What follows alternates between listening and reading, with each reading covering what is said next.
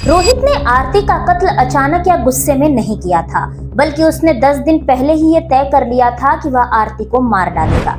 इतना ही नहीं, रोहित ने उस हथियार का इंतजाम भी पहले से ही कर लिया था जिससे इस पूरे कत्लनामे को अंजाम दिया जाने वाला था। दरअसल रोहित को शक था कि आरती जिस कंपनी में काम करती है उसका उसी कंपनी में काम करने वाले किसी लड़के के साथ अफेयर चल रहा है और इसी शक ने रोहित को वहशी बना दिया। आखिर क्या है इस पूरे कत्लनामे की इनसाइड स्टोरी, आइए आपको बताते हैं। सबसे पहले आरती की मां का ये बयान सुनिए। अभी बोली मेरी लड़की कि मेरा मोबाइल तोड़ दिया, मेरा दिलवा दो, तो बोलता अरे 1500 का तो बनवा लेना, तोड़ दिया है, पुलिस वाला बोला। इस बयान में वो बता रही हैं कि रोहित ने आरती का मोबाइल तोड़ दिया था, जिसकी शिकायत आरती ने अचोले पुलिस स्टेशन में की थी। यह पूरी घटना 8 जून की है, अर्थात कत्ल से ठीक 10 दिन पहले की, जब आरती ने रोहित के खिलाफ अचोले पुलिस स्टेशन में शिकायत की, जिसके बाद पुलिस ने रोहित यादव को बुलाकर आरती से दूर रहने की हिदायत दी। दोस्तों, इस खूनी कहानी की शुरुआत होती है आज से 6 साल पहले, जब आरती और रोहित यादव का प्रेम प्रसंग शुरू हुआ था। लगातार 6 साल रिश्ते में रहने के बाद रोहित के सर पर आरती का भूत कुछ इस कदर सवार था कि वह उसके लिए कुछ भी करने को तैयार था। आरती नाला सुपारा के सिरडी नगर में रहती थी और वह बेहद गरीब परिवार से थी। उसके पिता की तबीयत भी कुछ ठीक नहीं चल रही थी, जिसके चलते घर में आर्थिक अड़चने आ रही थी। इन्हीं सब के चलते घर की परिस्थितियों को देखते हुए रोहित यादव ने आरती को गोराईपाड़ा में एक कंपनी में नौकरी दिलवाई थी। नौकरी लगने के बाद आरती धीरे धीरे रोहित से बातचीत करने में आनाकानी करने लगी। रोहित के कई बार सवाल करने के बाद भी आरती उसे ठीक से कोई जवाब नहीं देती, जिसके चलते रोहित को आरती के ऊपर शक पैदा हुआ। थोड़े दिनों बाद रोहित को ये पता चला कि आरती की उसी के कंपनी में काम करने वाले किसी लड़के के साथ नजदीकियां बढ़ रही हैं, जिसके चलते रोहित को गुस्सा आया। उसने आरती को कई बार समझाने की कोशिश की। आरती के नहीं मानने पर रोहित ने 2 बार खुद की जान लेने की भी कोशिश की, अर्थात आत्महत्या करने की कोशिश की, लेकिन वह नाकाम रहा। आरती और रोहित में लगातार झगड़ा होता रहा और इसी झगड़े के दरमियान एक दिन रोहित ने आरती यादव का मोबाइल फोन तोड़ दिया, जिसकी शिकायत 8 जून को आरती ने अचोले पुलिस स्टेशन में की।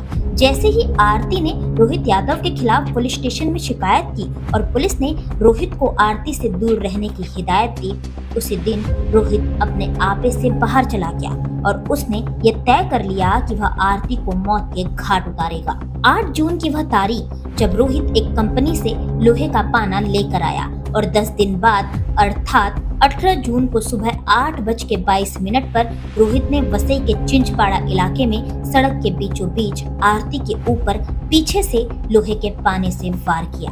पहली बार में आरती जमीन पर गिर गई। दूसरी बार में आरती ने खुद को बचाने की कोशिश की, लेकिन रोहित नहीं रुका और एक के बाद एक लगातार 16 बार आरती पर वार किया, जिसके चलते आरती ने मौके पर ही दम तोड़ दिया।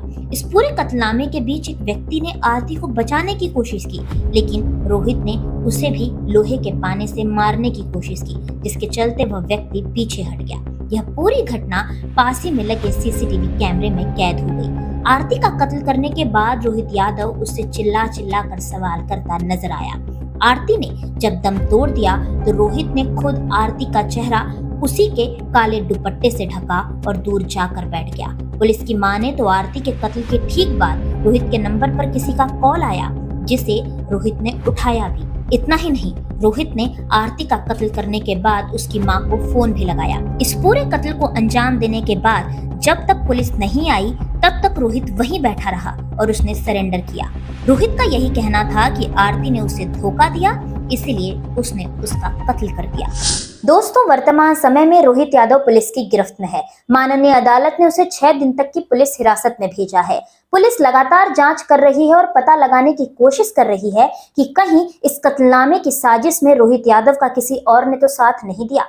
पुलिस ने उस हथियार को भी बरामद कर लिया है जिससे इस पूरे कत्लनामे को अंजाम दिया गया। साथ ही साथ पुलिस उस व्यक्ति की भी तलाश में जुटी हुई है जिसने आरती को बचाने की कोशिश की थी। अब तक 8 लोगों के बयान लिए जा चुके हैं। पुलिस हर बिंदुओं पर बारीकी से जांच कर रही है।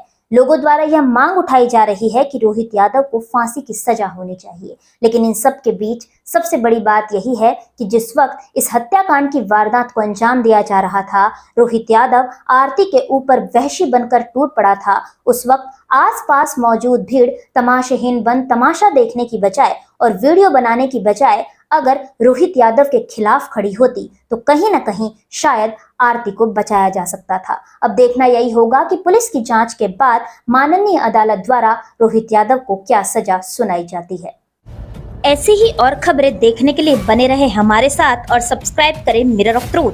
फेसबुक पर देख रहे हैं तो हमारे पेज को फॉलो करना ना भूलें। वीडियो पसंद आने पर लाइक, कमेंट, शेयर जरूर करें।